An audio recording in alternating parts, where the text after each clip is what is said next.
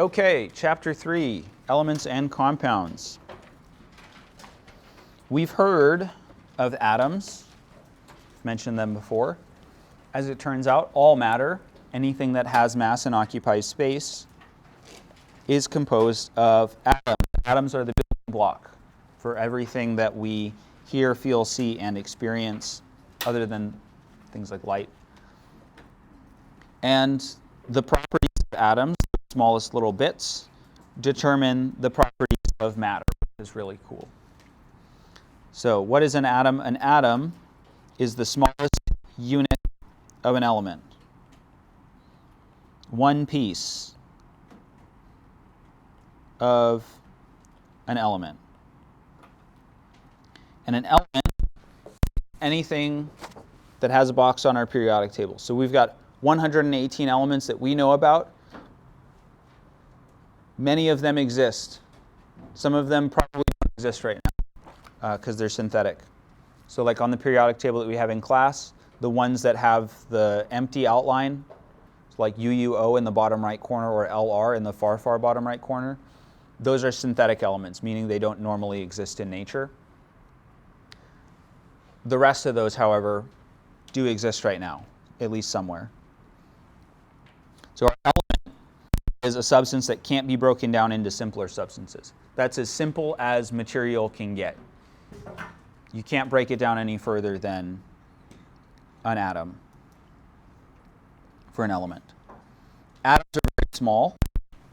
The largest atom, the very biggest atom, has a diameter of 5.4 times 10 to the minus 10 meters, which is really, really small. If you take this, the biggest atom, and you were to line them up to get the width of your little finger, assuming that your middle finger is about 1 centimeter, you would need 18 million of them lined up to just get across your little finger. I don't know what 18 million looks like, but it's probably a staggeringly large number to witness. The theory of the atom has been around for a long time. It's been around since the BCEs, so before the ADs, the BCs. BCEs and BCs is the same thing, as you might know. Leucippus and Democritus, this is a painting of Democritus. They suggested that if you divide matter into smaller and smaller pieces, eventually you should end up with some smallest thing. You can't keep splitting it into smaller and smaller things. And so they came up with the name atomos, which means indivisible. We now call them atoms, so we just dropped one of the O's.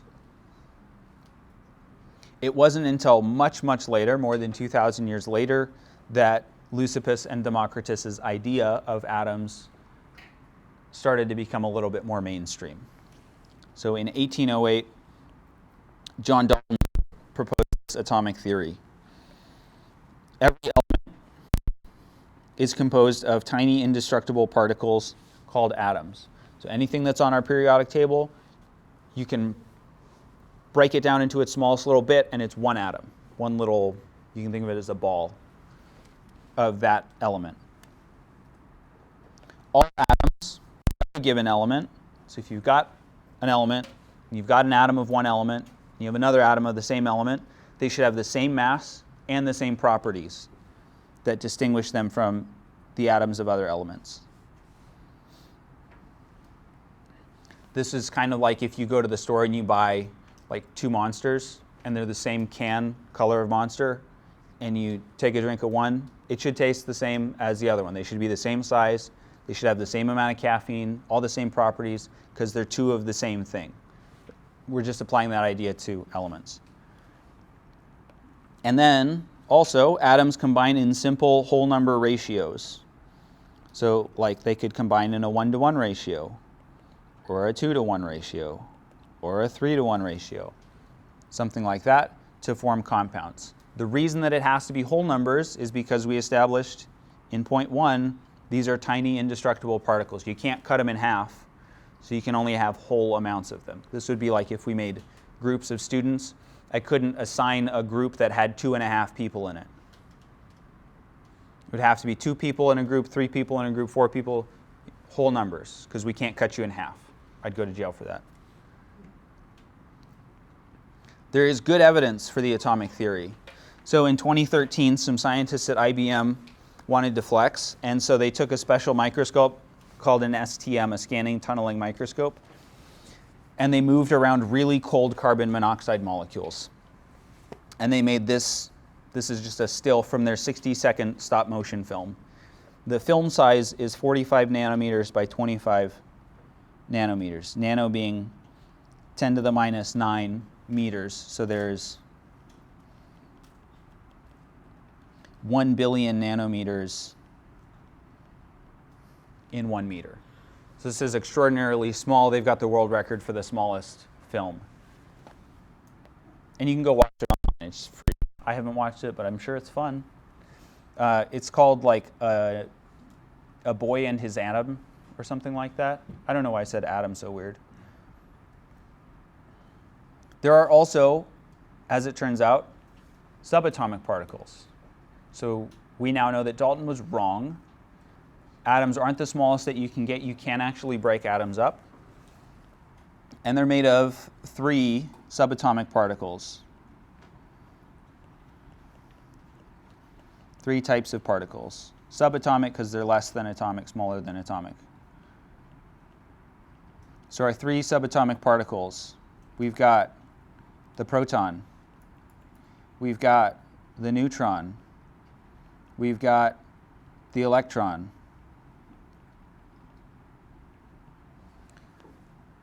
And some fun facts about these. Protons and neutrons are fairly similar in terms of their mass. They're both really small, but they're pretty similar in terms of their mass. Electrons are actually way, way smaller than protons and neutrons.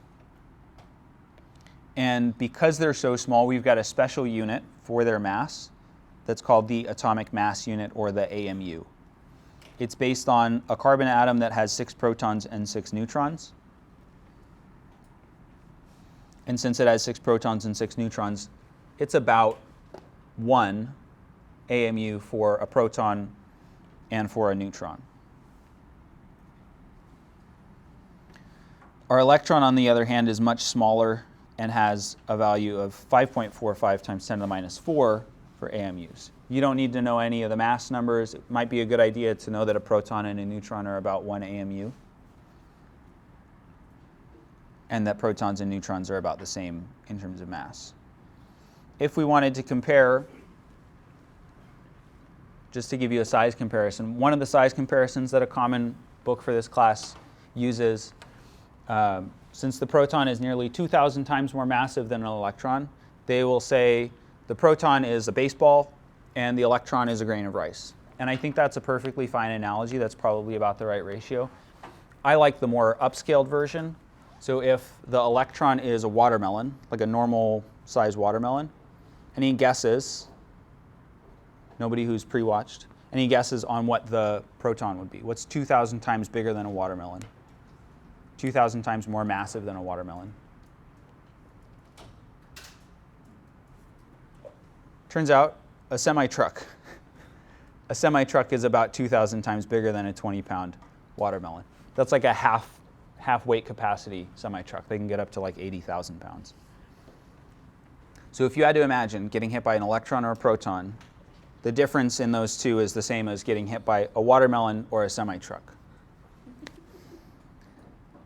And I think that's fun. Not getting hit by a semi-truck, but thinking about it that way. We need to know what happens if we change our number of protons, what happens if we change our number of neutrons, what happens if we change our number of electrons. There's things that happen when we make those changes. As it turns out, the way that we've got our elements laid out, or the properties of our elements, is based on the number of protons.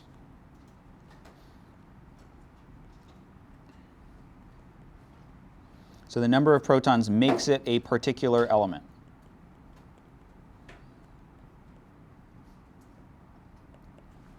The number of protons is called the atomic number.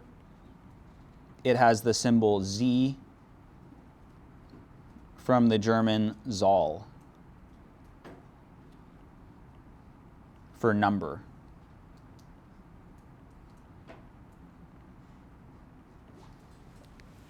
Z for Zol for number because they just had them like numbered in rows before we had the modern periodic table. So sulfur has 16 protons, silicon 14 protons, gold has 79 protons. They are that element because of the number of protons they have. If you change the number of protons, it changes the element. Our periodic table lists all of the known elements, and it's arranged largely in part because of, or based on the atomic numbers, the number of protons. So if you look at this periodic table, pretty much any periodic table, usually up in the top of each of the squares for the elements, that's going to be your atomic number. That's the number of protons.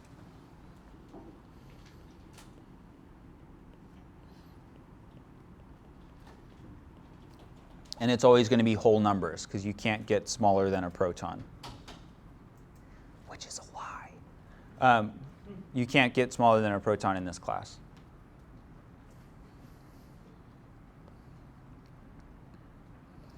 There's another number, not just the atomic number. The atomic number is important. There's another number called the mass number. The mass number has the symbol A.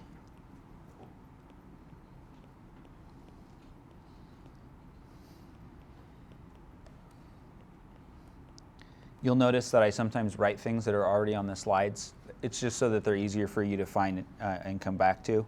I know that they're there and I don't really need to write them.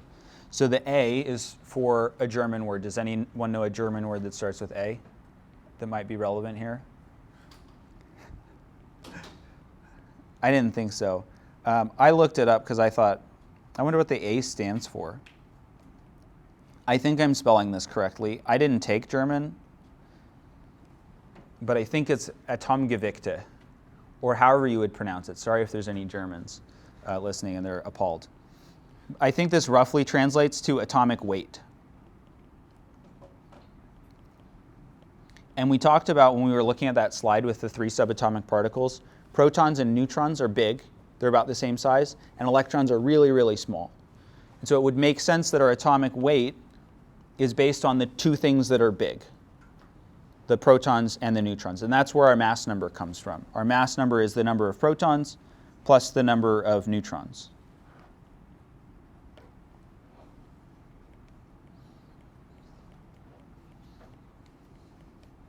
So this will also always be a whole number. We could also rearrange this, since it's just an equation. Mass number equals protons plus neutrons. We can find the number of neutrons by subtracting protons from mass number. So we'll use that at some points. Isotopes are mentioned here. We'll talk about isotopes again in a little bit, but first we want to talk about element symbols. What are those? So each element, every entry on a periodic table you can probably see, is represented by a chemical symbol. Our chemical symbols have 1 or 2 letter abbreviations, or they are 1 or 2 letter abbreviations. The first letter is always capitalized. And if there's a second letter, it's always lowercase.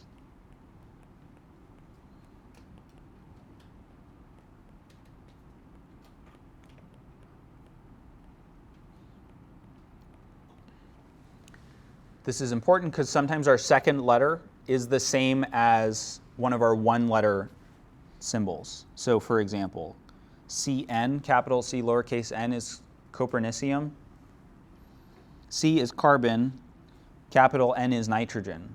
So if you accidentally wrote Cn when you meant to write capital C, lowercase n, now you're talking about carbon and nitrogen instead of copernicium. It doesn't feel significant probably to you, but it is a big deal.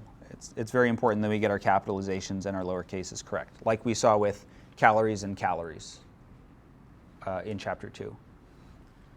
Some of these names, some of these symbols rather, make sense.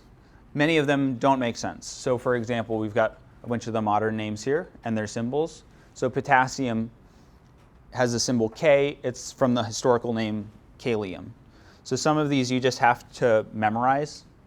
Like, it's not going to make sense.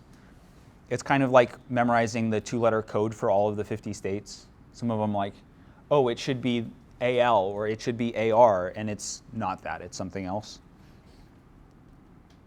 Some of them that I think are fun. So mercury is a really, no, not mercury, sorry.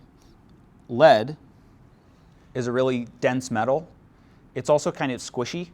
And in my mind, I think of lead as being a little bit sticky, even if it's not actually sticky.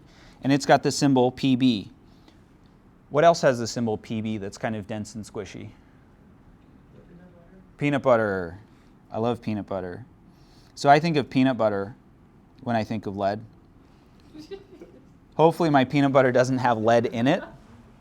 But it's actually from the historical name plumbum. I think mercury's Hg hydrogen, however you pronounce this, is basically quicksilver. Or like water silver. And it kind of looks like silver. Mercury kind of looks like silver if you've ever seen it in person. Hopefully you haven't played with it too much. Kind of looks like silver, but it runs like water. It's a liquid at room temperature. The other one that I want to mention is tin, which has the symbol Sn. There's a tool that's related to tin. It's used for cutting tin. Does anyone know what that tool is called? Tin snips. Snips starts with Sn. So tin snips, tin Sn.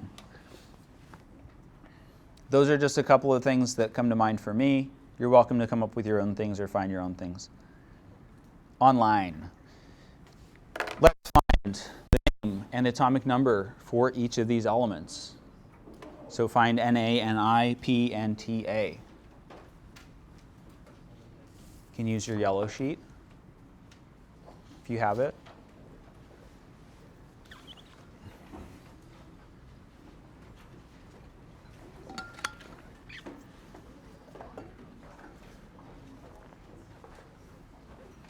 Who has found Na on our periodic table? Yeah, where is it? Left side, right side, middle? Left side, it's all the way on the left side. So if you look all the way on the first column, it's the third one down, Na. What's the name that goes along with Na?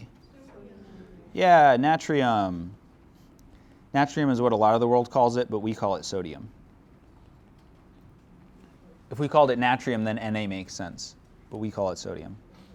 And what's the atomic number for sodium? 11. So Z, the atomic number, is equal to 11. It has 11 protons. That 11 you can see in the top above the symbol for our yellow sheet or up in the right corner for the one in class. And where do we find Ni? Somewhere in the middle. So if we look at our 10th column over in the top row, between CO and Cu, that's where Ni is found. And what is Ni? Nickel. So Ni is nickel, and what is its atomic number? It is 28. Where do we find P?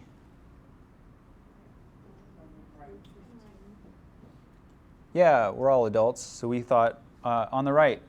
So if we look at the right kind of rectangle-shaped thing, we're on the third row down, because helium's in the first row. Third row down, third column over in that big block on the right side. That's where we find P. And what is P? Phosphorus. P is phosphorus. And what is our atomic number for phosphorus? Yeah, 15. And then our last one, Ta. Ta is tantalum. Enticing. And tantalum has what number?